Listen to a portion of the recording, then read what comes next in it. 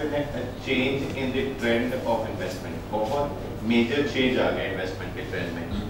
And the trend is that it has moved from cash market to a more aggressive kind of investment, that is your derivative market. Okay. Retail investor जो है, जो एक time पे backbone माना जाता था share market का, वो कहीं ना कहीं रिड्यूस होता चला है.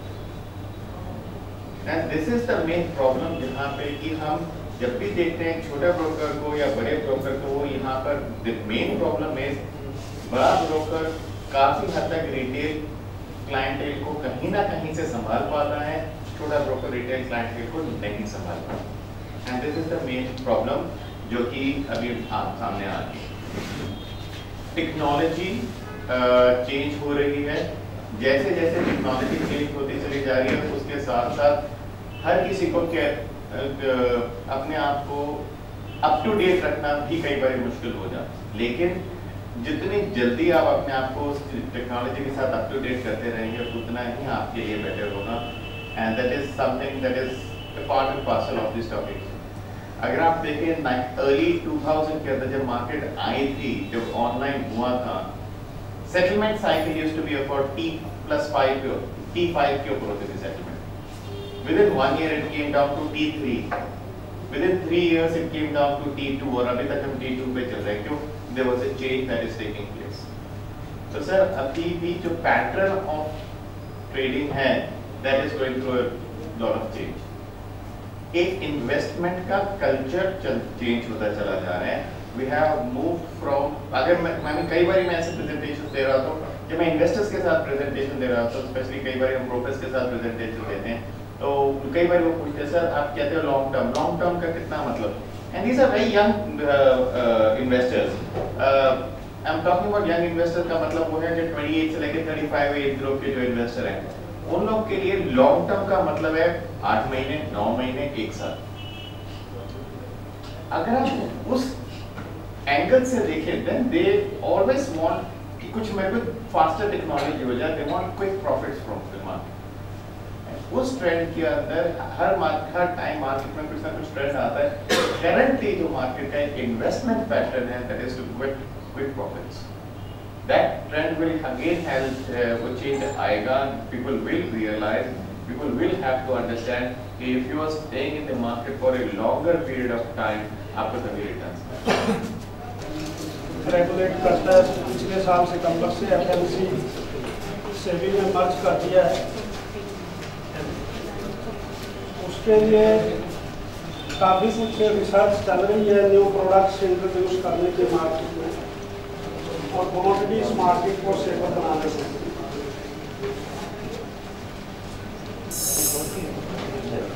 तो पहले तो आप सभी जितने भी रजिस्टर्ड ब्रोकर्स लोग हैं, उन सबसे एक रिक्वेस्ट है, ऐसी कुछ भी आपके नोटिस में कोई चीज़ आए तो आप उसकी इंफॉर्मेशन पास हो पाए.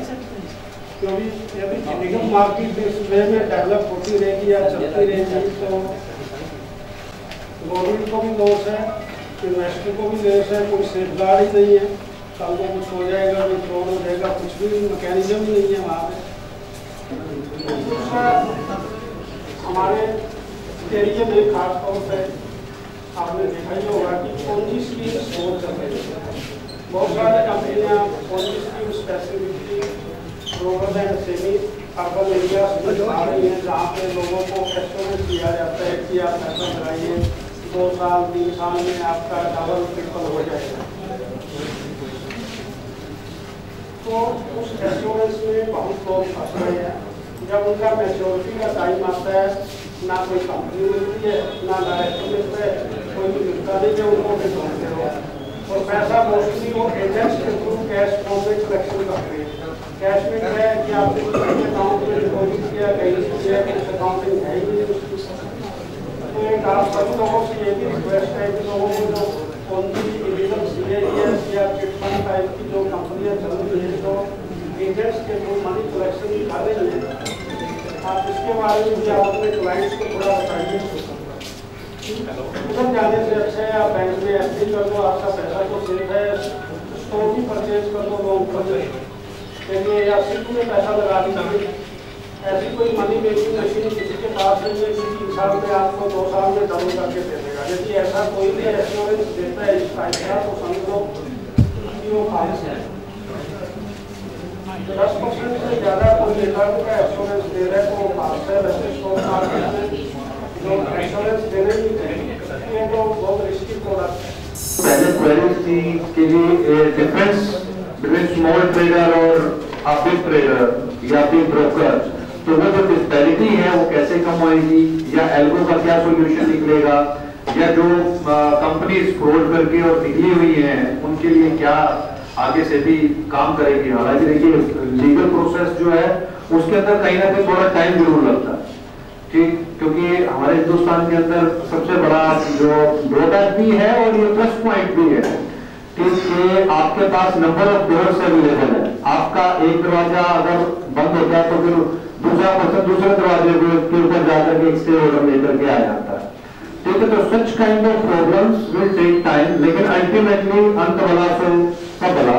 तो वो वाली बात है कि लास्ट के अंदर डेफिनेटली जो उसका सोल्यूशन निकलता है या जो क्रिस्प आ जाता है, कहीं ना कहीं देखिए सच जो है वो आता है सामने और सबको उसका जो फायदा है वो मिलता है। तो मेरे को लगता है कि सेबी ने उस समय पर आप लोगों के बात में बताया, आई थिंक सो वो सेटिस्फैक्टरी रिप्लाई रहा है आप लोगों की क्वेरीज का।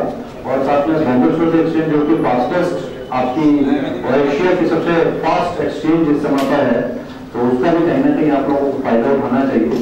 और लास्ट में मैं बिल्कुल जरूर कहूँगा कि मार्केट टाइम्स को आप जरूर देखें और मिनट टू मिनट और सेकंड टू सेकंड आपके पास में इंफॉर्मेशन जो है मार्केट रिलेटेड वो आपके पास में अवेलेबल है।